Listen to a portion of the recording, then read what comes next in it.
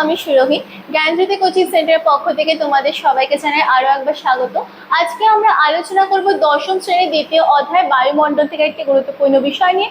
দেখো আমাদের বিষয়টি কি আছে, বায়ু প্রবাহ কাকে বলে, বায়ু প্রবাহের প্রকারভেদ। এই যে বায়ু প্রবাহ রয়েছে, বায়ু প্রবাহ কাকে বলছে এবং কি কি ভাবে প্রবাহিত হচ্ছে বা প্রকারভেদ যেগুলি রয়েছে সেটা নিয়ে কিন্তু আজকে আমরা আলোচনা করব। বায়ুমণ্ডলে উষ্ণতার তারতম্যে বায়ুচাপের সৃষ্টি এবং বায়ুচাপের তারতম্যে বায়ু প্রবাহের সৃষ্টি হয়ে থাকে। বায়ুমণ্ডলের যে টেম্পারেচার রয়েছে বা উষ্ণতা রয়েছে, সেই উষ্ণতার উপর ভিত্তি করে বা উষ্ণতা পার্থক্যের উপর ভিত্তি করে কি করা হয়, বায়ুচাপের সৃষ্টি হয়ে থাকে। এবং যে বায়ুচাপের তারতম্য রয়েছে, বায়ুচাপের মধ্যে কোথাও চাপ বেশি কোথাও চাপ কম, এই পার্থক্যের উপর ভিত্তি করে কিন্তু আবার বায়ু প্রবাহের সৃষ্টি হয়ে থাকে।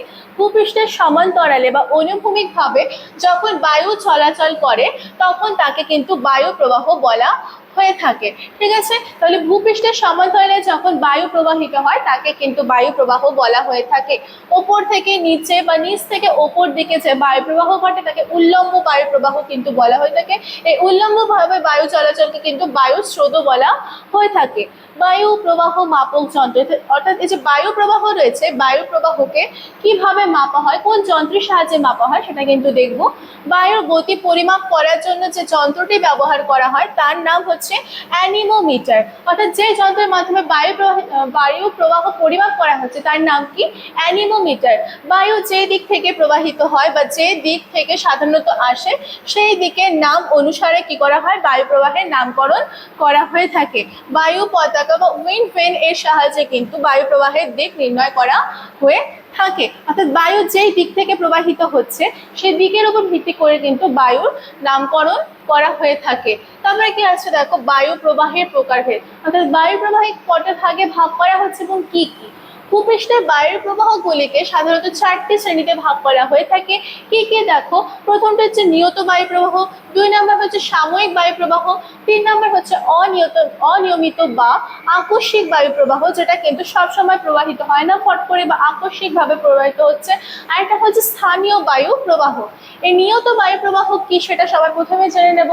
চলো, ভূপৃষ্ঠে কোনো একটি নির্দিষ্ট অঞ্চল থেকে আর একটি কোনো নির্দিষ্ট অঞ্চলের দিকে সারা বছর ধরে যেসব বায়ু নিয়মিতভাবে প্রবাহিত হয় তাকে কিন্তু নিয়ত বায়ু প্রবাহ বলা হচ্ছে। অর্থাৎ নিয়ত বায়ু প্রবাহ কি করে, সবসময় কিন্তু নিয়মিতভাবে কিন্তু একইভাবে প্রবাহিত হয়ে থাকে। ঠিক আছে, তাদের নিয়ত বায়ু প্রবাহ বলা হয়। ভূপৃষ্ঠে 3 রকমের নিয়ত বায়ু প্রবাহিত হয়ে থাকে। কি কি রয়েছে দেখো, আয়ন বায়ু, পশ্চিমা বায়ু এবং মেরু বায়ু, এই 3টে কিন্তু হচ্ছে নিয়ত বায়ু প্রবাহের উদাহরণ। তারপরে কি আছে দেখো, 2 নম্বর যে বায়ু প্রবাহের শ্রেণীবিভাগ, সাময়িক বায়ু।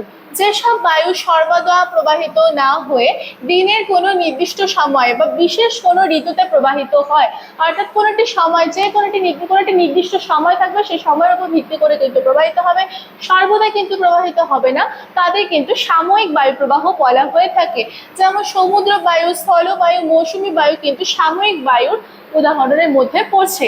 3 নম্বর কি আছে দেখো, আকস্মিক বা অনিয়মিত বায়ু প্রবাহ। ভূপৃষ্ঠে কোথাও কোথাও স্বল্পস্থায়ী এক ধরনের বায়ু প্রবাহিত হয়। স্বল্পস্থায়ী বলতে হচ্ছে কিছুক্ষণ সময় ধরে স্থায়ী হয়, বেশিক্ষণ কিন্তু এই বায়ু প্রবাহটা স্থায়ী হয় না, যার আগমন বা প্রত্যাবর্তন উভয় কিন্তু আকস্মিকভাবে ঘটে। কখন বায়ুটা আসবে বা যাবে সেটা কিন্তু আগে থেকে জানা থাকে না, ফট করে বা আকস্মিকভাবে ঘটে থাকে। এই জন্য এই ধরনের বায়ুকে কিন্তু আকস্মিক বায়ু বলা হয়ে থাকে।